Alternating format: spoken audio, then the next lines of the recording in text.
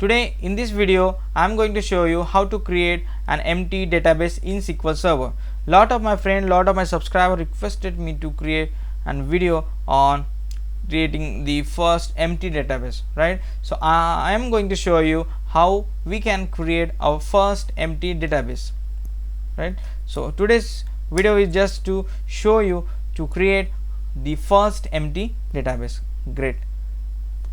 Now what is database? Database is one kind of container where we will have multiple objects. The object includes the table, object includes the trigger function, store procedure, views, logins, lot of things, right? So it's important to understand all those things when we start learning the database server, correct? So one database will be the one container. Likewise, we will be having a multiple database, and all the databases will be placed in a one database section. So multiple database in a one container, we call that databases, and in the databases we will be having a different database, correct? So I'm going to show you how we can create our first empty database in a SQL Server. For that, you need to have installed SQL Server on your system. If it is installed, then just type SSMS. When you type SSMS, it will prompt you the pop-up like this. You can see here SQL Server 2012 I have installed. I will be installing the latest version, but doesn't matter. Now when you will open the Windows R section, so you will see this pop-up, right? When the first time this pop-up will open, you will see the SQL Server 2012 is asking me some information. Here you can see this server type. I have already created a video regarding the server type, what is database engine, what is analysis in services, what is reporting services, and what is integration services. Those who are interested, those can search that video over my channel. Now here another thing is server name.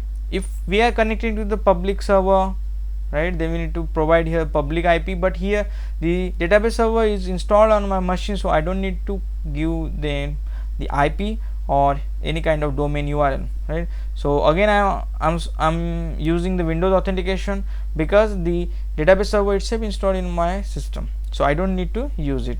So what I'm going to do, I'm going to click on a connect. Now this time I'm going to connect to my local database, correct? Great. Here you will see different folders. These folders called as object. So here you can see the databases, security, server, object, replication. There are different things. We'll be talking one by one, and we already talked a lot of things out of this. Now I'm going to show you where we can create our first database and how we can create our first table, right? So as I said, databases is a collection of multiple databases. So here you can see lot of objects. So these are the databases I have created for my different purposes. Now just assume we don't have any kind of database. Now we are going to create our first empty database.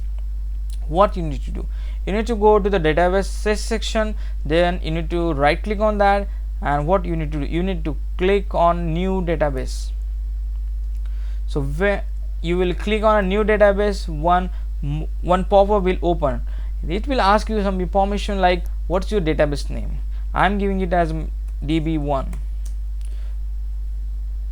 and today's date is June 20, 2019. Great. So owner, I can give some permission, I can specify to someone, but right now I'm not changing it to make it more complicated, so just ignore it. Then when you will be going to create the database, it will ask you two things. We need to provide two kind of file to it. The first kind of file is called as the MDF.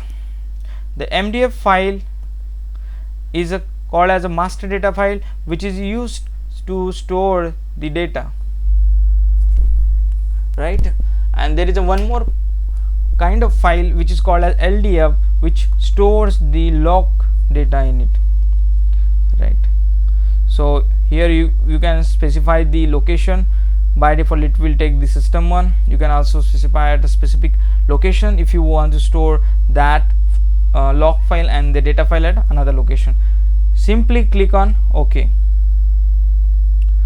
The moment you will click on OK, it will process and it will create that database under the databases section. So what you need to do, you need to just go to the databases, then you need to right click on that, then you need to click on a refresh. The moment you will click on a refresh, you will see your database will be created. Just find where it is. Now here you can see db_1 June 2019 has been created successfully. And if you go inside to this database, you will see different kind of objects. As I said, here you can create tables, here you can create views, here you can create synonyms, programmability. In the programmability also there are a lot of things like store procedure, you can create function, you can create triggers, assembly types, rules, what more, lot of things. So this is a way we can create our first empty database. If you want to create a table in a database, what you need to do, you just need to go to that database. You need to do one thing there, you need to right click on that and then you need to click on a new query. So if you know SQL, then you can type the syntax here, right? Like I know how to create a table in a SQL Server, so let's type create table test1. Then you need to give the table name, column name. So I'm going to create a table name as a test which has a column A, right? This is the one way we can create the table. We call it as a TSQL or SQL query. Another one is that we can also create a table by GUI. What you need to do, you just need to go to the table and then you need to click on a new table. So that will ask you the name of column. I'm giving as a B. Data type you need to select any data type, you can select and just simply right click and save it. It will ask you the name of table. I will give test2. Click on OK. Okay, come back again and go back here and right click and refresh the table. You will see these two tables we have just created. One table we created by GUI, another table we have already created by query, right? So this is a simplest way where I have shown you that how we can create our first empty database. Then I have also showed you how we can create our table, right? So as you guys know, then we need to load the data, right? We need to use insert statement, then we can query the data, right? So this was the introductory video for the fresher, for the beginner, and those who have requested me to create a video for creating the empty database in a SQL Server, right? Hope you guys understood and enjoyed our video regarding the creating a video. And if you like our video, please don't forget to subscribe, share with your friends, and if you have any question, please don't forget to comment us.